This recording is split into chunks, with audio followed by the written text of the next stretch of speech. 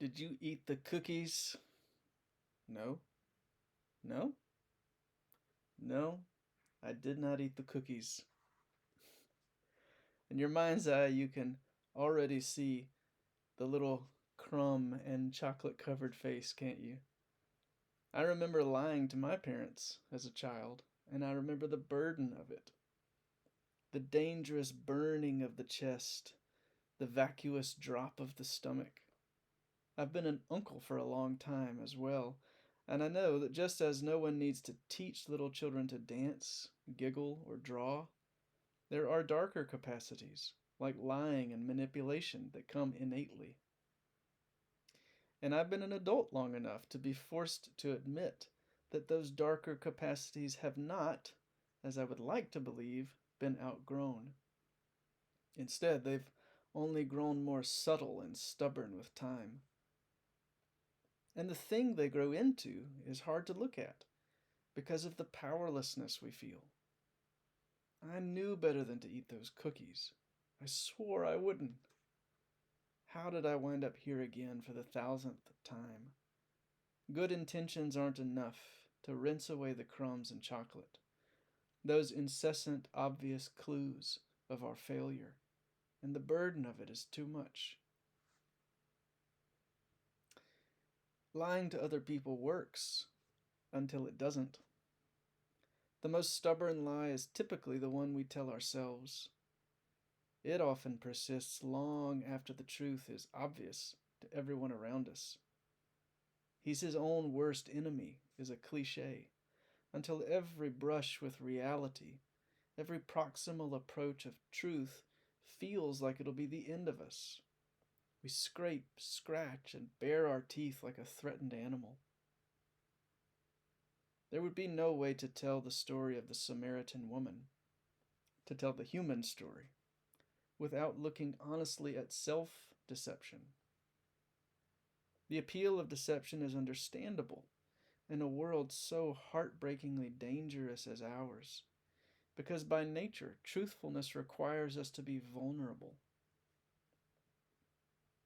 We need each other, but trust is based on the experience of someone else's truthfulness over time. Initially, lying may seem to preserve safety, but in the long run, it dissolves trust. It makes the connection we most long for impossible to maintain. So when trust finally breaks down, who will stay? When the appetites that I pedestaled as deities have led me to dead ends, when my lies have left me lonely, who has the will to look on me in the shame of my nakedness and stay? Someone who was never fooled in the first place. Someone who, when they promised to love me, actually knew what they were committing to. No fair weather friend could handle the disappointment, the betrayal. Then who? Maybe someone who could tell you everything you've ever done and still stay waiting for you by the well in the heat of the day after everyone else has gone. And here are the lyrics to the song, Everything But You. When desire itself is soured wine, you will drown in your own wishing well. 'Cause when love is God, your bleary eyes will be the wandering stars you'll travel by. I was sure that love was leading me, and that God himself had paved the way. But above all else, the human heart is deceitful. And when I got to the end of the heart that all my loves had emptied, I lost everything, everything but you.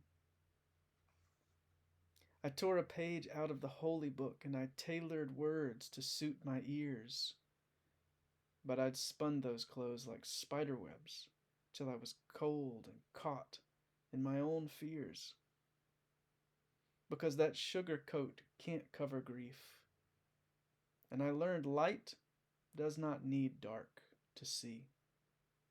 When my bones were sown in Eden's soil, Don't it make you tired?